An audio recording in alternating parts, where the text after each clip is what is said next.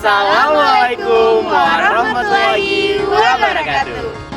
Perkenalkan, kami dari kelompok sel akan membahas materi tentang membran sel dan aplikasi konsep sel. Bersama saya Cantik Selvira dan 4 rekan saya. Di sini kita akan membahas tentang bagaimana sel dapat mengatur keluar masuknya demi mempertahankan kehidupan. Sebelum mulai, langsung saja saya perkenalkan teman-teman saya. Yang pertama ada Ahmad Abrisam, nomor urut 01. Halo semuanya. Dan yang kedua ada Aura Regina, nomor urut 07. Siap belajar bareng nih.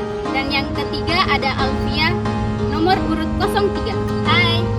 Dan yang terakhir ada Aswar Amiruddin, nomor urut 05. Halo. Baik, kita masuk ke pembahasan. Sebelum kita memahami apa itu transport membran, tentu kita perlu ketahui apa sih itu membran sel. Abrisam, bisa bantu jelaskan?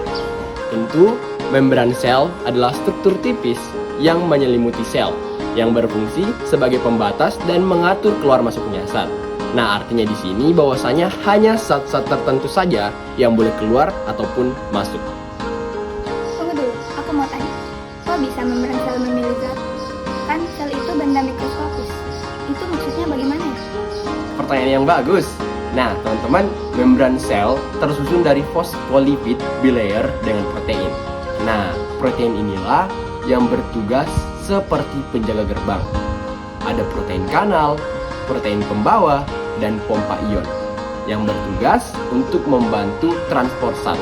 Jadi, walaupun membran sel kecil, dia tetap pintar. Oke, jelas. Sekarang kita masuk ke inti. Apa saja sih jenis-jenis transport membran? Aura, bisa bantu jelaskan garis besarnya?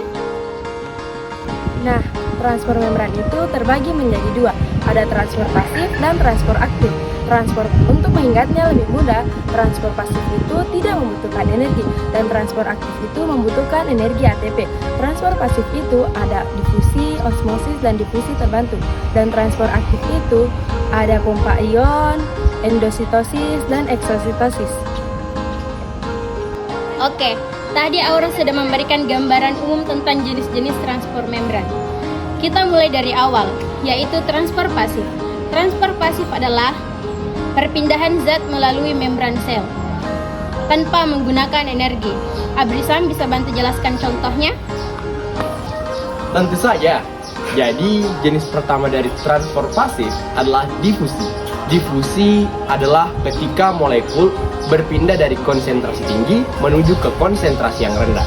Contohnya seperti sirup. Ketika kita meneteskan sirup ke dalam air, maka warnanya akan lama-lama memudar. Itu adalah salah satu contoh difusi. Aku mau tanya, kalau sirup menyebar itu kan di gelas. Terus apa hubungan difusi dengan sel? Nah, difusi juga terjadi dalam tubuh kita. Misalnya paru-paru.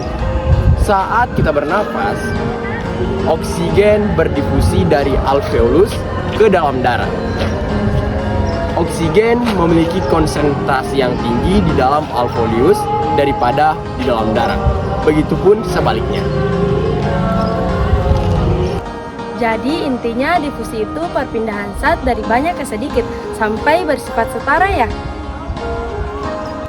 Betul sekali.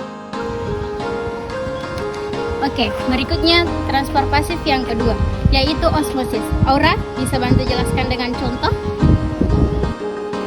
Nah, contoh osmosis itu gampang banget. Misalnya ketika kita merendam sayur atau timun di dalam air garam, sayur akan menjadi layu. Mengapa? Karena air di dalam sel akan keluar menuju larutan garam yang konsentrasinya lebih tinggi. Jadi itu alasan sayur bisa layu. Kira karena kelamaan direndam.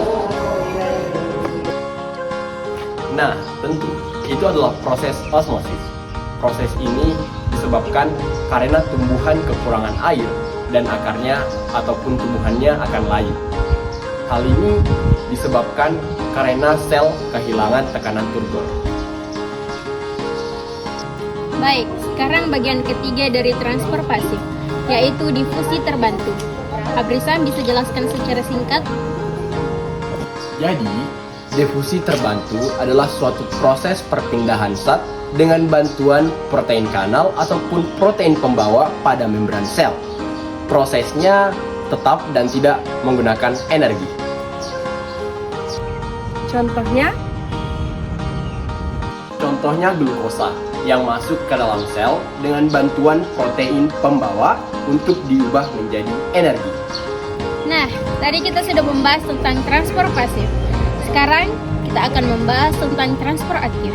Transfer aktif adalah perpindahan molekul melintasi membran sel melawan gradien konsentrasi dari konsentrasi rendah ke tinggi dan membutuhkan energi dalam bentuk ATP.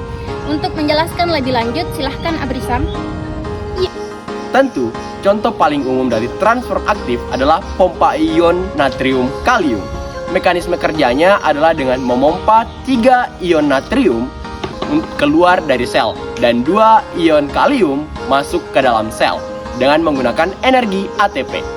Fungsinya adalah untuk mengatur energi potensial listrik dalam membran sel dan sel saraf.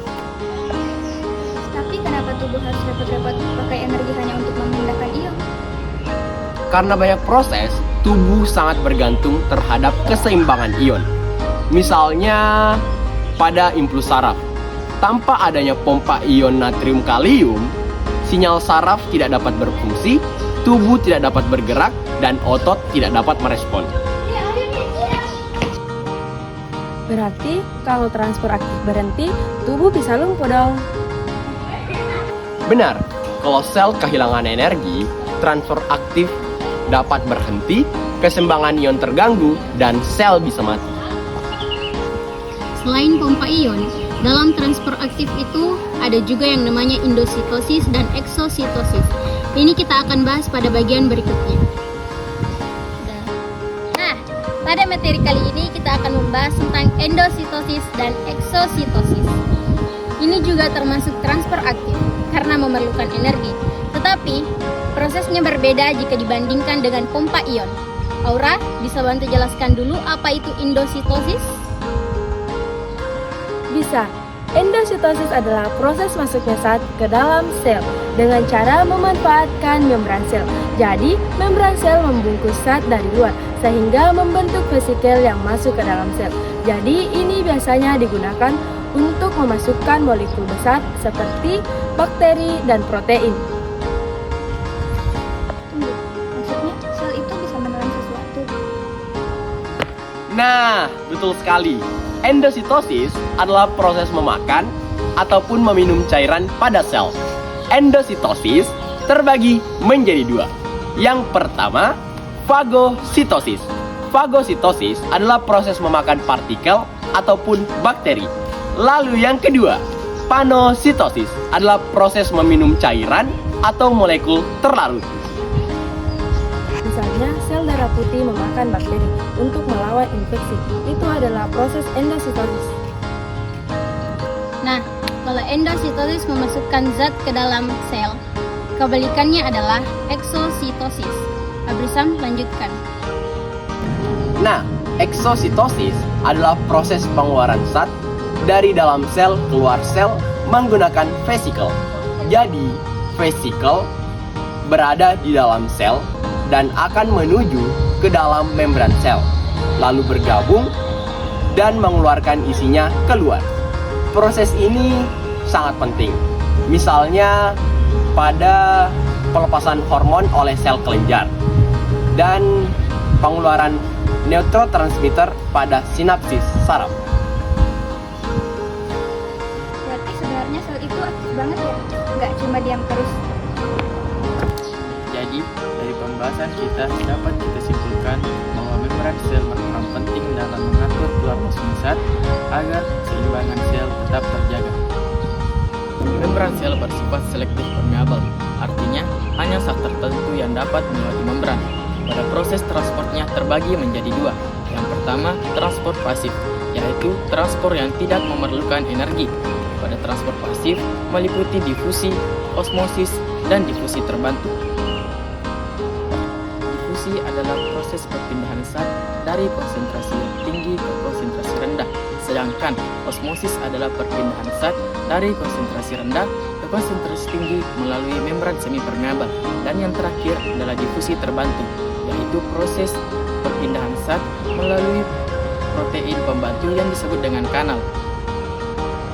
Dan yang kedua adalah transport aktif, yaitu transport yang memerlukan energi berupa ATP atau adenosine trifosfat.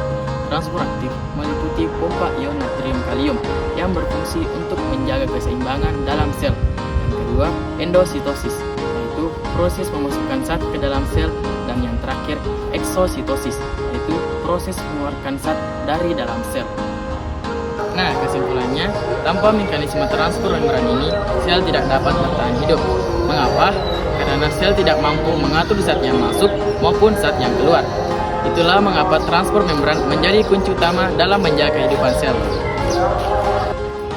Wah, penjelasan yang lengkap sekali.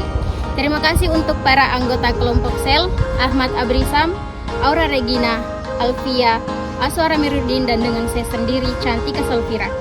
Semoga dengan penjelasan yang dibawakan oleh kelompok sel, teman-teman sekalian dapat memahami tentang konsep transport membran dengan mudah. Sekian dari kelompok sel. Wassalamualaikum warahmatullahi wabarakatuh. Kalau jangan mudah.